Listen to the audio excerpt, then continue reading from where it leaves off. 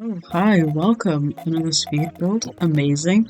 Now, obviously, this is like a almost 20-minute long video, so if you just want to like use it as a like a little podcast as I like chat about random things or whatever, or if you want to like watch the full thing, I don't know. But it is a bit longer than usual. Then again, I forget how long my videos usually aren't they like usually 10 minutes? I don't know. I'm completely lost. But anyway, this is 15 Celu Terrace, I think it's called. And this is for my Builder City Challenge founder and her wife, Kalataka. Now they recently got married in I think it was was it the last round? It was one of the rounds. They recently got married and they had a child, a daughter called Nanyahi. And now I wanted because Kalataka's house is only she's the sheriff and it only has an office, one bedroom, and then a prison attached to it, which just isn't the kind of environment to just be raising a child. And then Ayizan, her house is literally on a pond, one bedroom, and there's barely any space for her, let alone a child. So I thought, okay, I really need to build like a really nice family home for these Sims.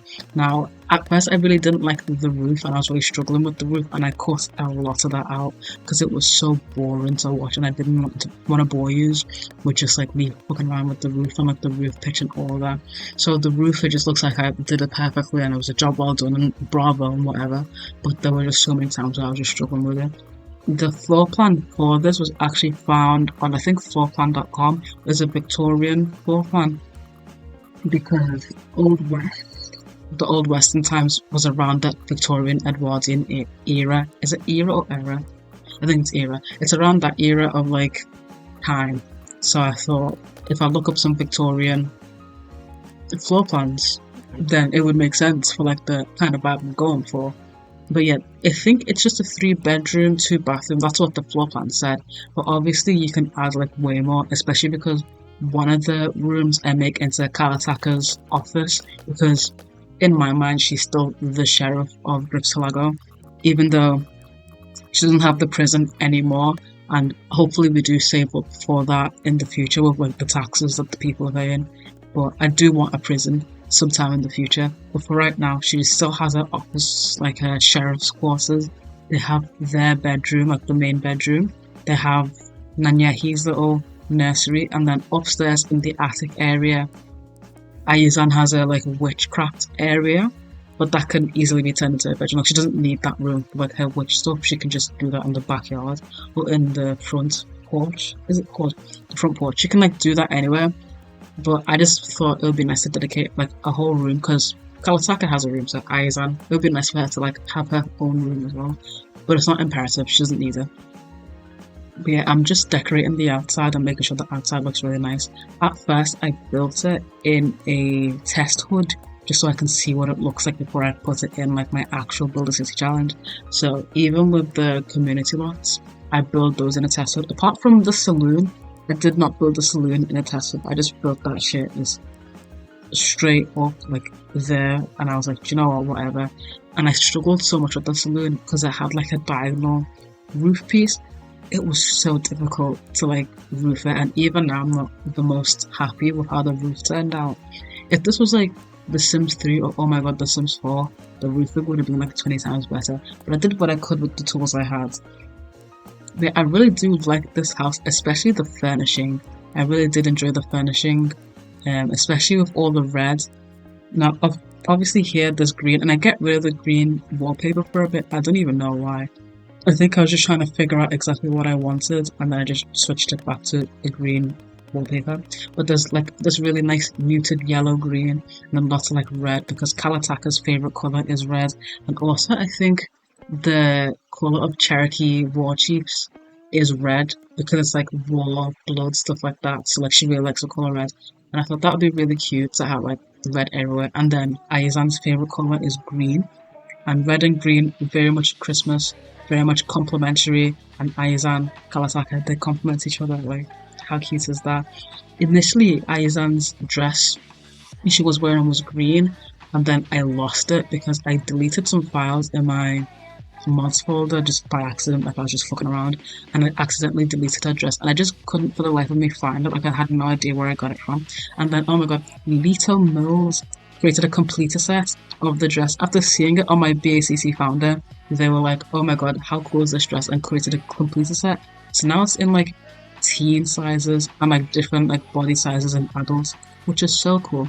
What Little Mills is doing with like historical clothing is obviously with all sorts of clothing as well, but especially historical clothing, where they've like just expanded with so many more like different body types. So if I wanted to play like a really pattern in my Build a City challenge, like now I can. Whereas before they like added all these different body types into this custom content that wouldn't have been a possibility. Like it's so cool to be able to have all these different body types, especially because The Sims 2 is like really, really strict on like how Sims come up, which is annoying. I do wish we kind of had sliders like in the later games, or at least had a bit more control of how our Sims looked. But it is what it is. You, I'll take less customization for a better game because The Sims 4 has a lot of customization, but I refuse to play that game. Like it's very boring. So I don't mind less customization as long as the gameplay itself is good and entertaining. But yeah, I had a lot of fun decorating, and I really think like this is like a really nice house. And even as I was playing it, I was just looking at all like the decor and the clutter, and like oh my god, like I really did my big one on this one. Like I really did doing things. But yes, enough about that. Have you not watched the Boogie 2988 documentary? I was just talking about this with my little sister before, and literally I hate to sound like a bully, but this man is so pathetic. This you're almost 50. He's actually 49. Talking about oh my god, my life is over. Like he's trying to make himself look like the victim, and he isn't. I think a lot of what it is because he would say all these things about oh my life is over, I can't do anything, and there's just so many things he could have done to avoid the situation he was in, and he just didn't do that. So there's times where he'll be like, I'm in such a bad financial situation, like my finances are so bad, like I really need help with my finances. And then he'll be like, oh, and then I bought Diablo 6 or Diablo whatever because it was coming out and I needed to get that. And then I bought Tears of the Kingdom because it was coming out and I needed it. And it's like, you don't need a game if you are in such a bad financial situation, like you say you are, and you will need to be like pinching your pennies. Like you can go without the game, and then he'll be saying, "Oh, I'm really struggling. Like, there's nothing I can do. Like, please help me, guys. Please, like, donate." And you'll see like arcade cabinets in his house that he bought that are like 200, 400, $600. Like, I don't know how much an arcade cabinet is, but those shits are expensive. So the fact that you have multiple, just a whole room dedicated to it, then you have loads of collectibles, and of course, it's not nice to have to part with these things that you've made such an emotional attachment to. Like, I'm not saying that poor people don't deserve to have fun, because obviously I've struggled financially as well, and I don't think if someone said to me, in fact, you should sell all the things that give you joy and bring you happiness and live in a miserable way, I'd say no, fuck you. But at the same time, it's like you need to be so for real. You live in a big house with all these luxuries, and you're trying to convince me that you're struggling, and you're asking strangers on the internet for money. Like, absolute strangers. This person that you're asking for money could actually be in a worse off situation than you, but because you've gone out of your way to make it seem like you're like you're allergic to money or some shit, that people feel like almost this entitlement coming from you. I don't know, it just gave me like a really bad taste. And then also he's 49 and his bird is 20. Really, really weird. And you can tell it's like she's not mature whatsoever. I think at some point she was like, if he cheats on me, I'm gonna stay with him anyway. Go, what? Oh my god. It's just icky and gross and weird. And he just has this way of like ducking and dodging all kinds of responsibility. Really, really weird. Don't like him at all. There was this one scene in the documentary where he's going for a job interview, and then the interviewer is like, "So tell me about yourself." And then all of a sudden he's listing all these horrible things. He's like, "Oh, if you Google my name, there's probably gonna be allegations that I beat my wife. If you I'm a felon for aggravated assault. I haven't had a job in almost like blah blah years. The last job I had is this. I have no references. I'm fat." I'm like, bro, are you even trying? He really imagine going to a job interview and being like, guys, I'm heavily disabled. I have crippling depression. I have no future, no goals, no ambition. It's like, do you want the job or not? And it's clearly obvious that he doesn't. And then afterwards, he sent a voice note to the person who made the documentary, being like, do you know what? No, I have 4 million YouTube subscribers. I don't need a normal job. I'm above that. You fucking prick. Oh my god, he just pisses me off. I don't even know what it is. I think it's just his general demeanor and just the way he is. It just aggravates me to no end. Like, do you have no awareness of like the situation that you're currently in? Like, you're over here scrounging and begging for change, but you live in a big house and you have all these luxurious items around you, and then you're inviting your friends over for Magic the Gathering and paying like $150 to like feed them. And it's like, you don't have to do that. You know, you don't have to do, like, it's actually not by force to do that. No one's forcing your hand to do that. You know, you can just like not play Magic the Gathering with your friends in your house. Of course, you're still allowed to have these small luxuries, but at the same time, like, if your financial situation is as bad as you're saying it is, why are you doing all these things? I don't understand it. I feel like he's definitely one of those people that enjoys shooting himself in the foot to just be the victim.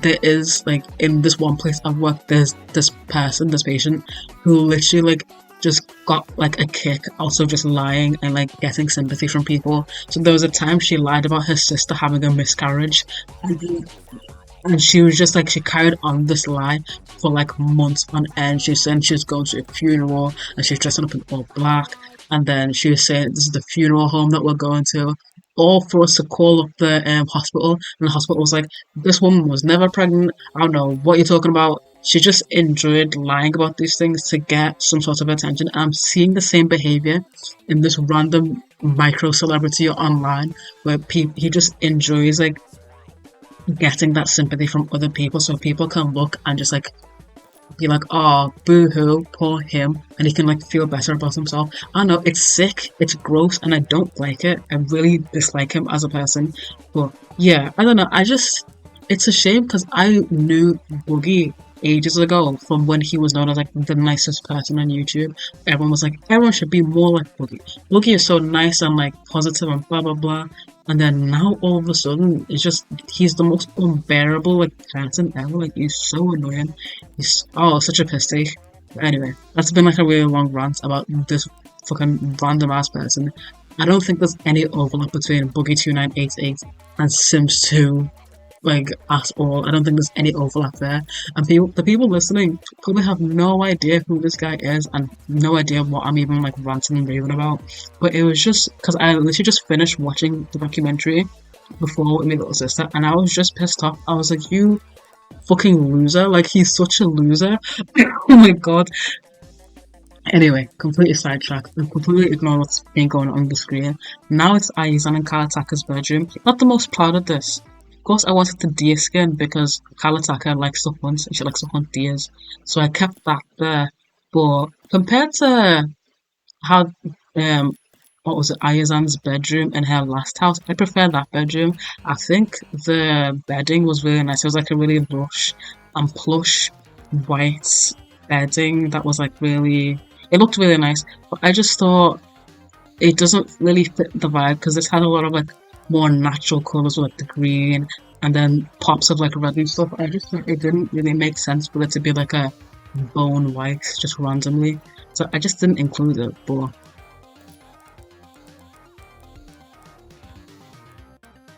maybe I'll change the bed. I think it's the bed that's like giving me like an off vibe, but I don't know. Also, with this nursery for Nanyehi, I'm so proud of this. I don't know how I thought of doing this outcome. I think what it was is because when I was decorating the, what's it called, the bathroom, the shower tub combo has like a barrel attached to it, and that barrel sticks out, so we can't do like a 3x2. So in like a more modern playthrough, or even if I didn't use a shower tub combo, like you could easily do a 3x2 like bathroom easy.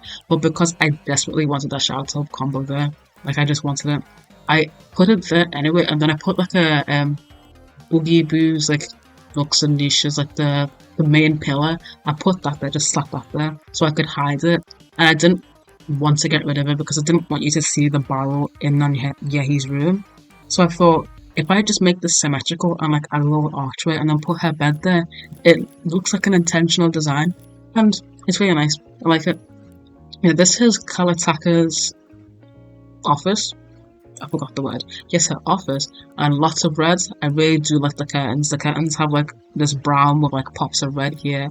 I like to add loads of little like details and like clutter.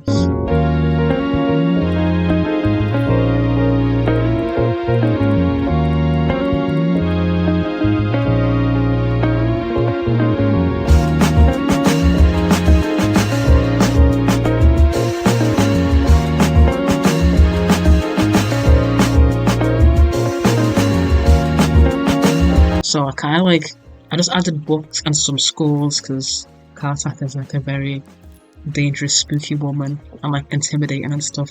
So I wanted the schools there to like give that intimidating aura that she has. But I don't know. I think the clutter that is on the desk now is like a regularly decent amount, plus less pink flashing. Because surprisingly, I haven't had that much pink flashing, but I don't want to take the risk. I really don't want to take the risk on that. I had this vase. I think it looks really nice. Also, do you lot say vase or vase?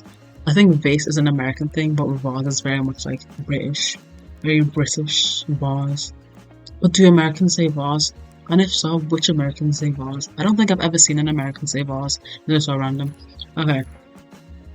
Also, the one thing I do want to talk about, and I think I'll put a timestamp up here if you aren't comfortable with the topics I'm about to discuss, but Pleasant Sims has like come back to the simming community, and I just want to say, do not support this woman. She's genuinely an abuser. Like she's an abusive, horrible person, and this is coming from someone who like was a fan of her for the longest, and I really did enjoy her content, like, and even like her playstyle, like I really enjoy her playstyle, all the videos she made and stuff like that, and I thought she was a good person, but unironically, like this woman is evil. Oh my god. Now obviously, like if you look at the snarks of Reddit, you probably think like these people are like unhinged, insane to be like keeping track of this woman like the way that they do, and yeah, a lot of it is like, okay, you're going a bit too far with it.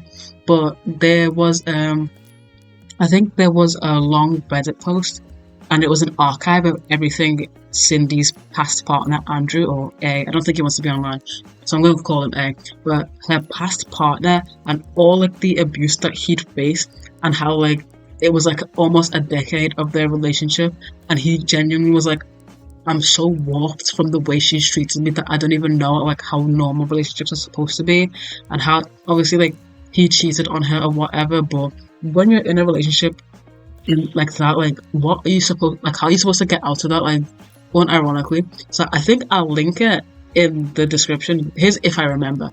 I'll link the post, and then I'll link the video that like alerted me to that post. But he like details everything that she's done, and he's just like, and the Reddit posts that he made are just him like trying to seek help, like how do I like cope with the situation. And people like leave, and there were times in the past that he tried to leave and he just wasn't strong enough to do it. So honestly, I commend him for like leaving that situation. But when I tell you this lady is evil, oh my god, this woman is so wicked. I'm like, Jesus Christ. And I was really watching this woman's videos like, oh my god, how wholesome and cute, and like she's such a nice person and blah blah. Like I love all her videos. Like I was really none the wiser to like the wickedness behind the screen. Like it's actually crazy.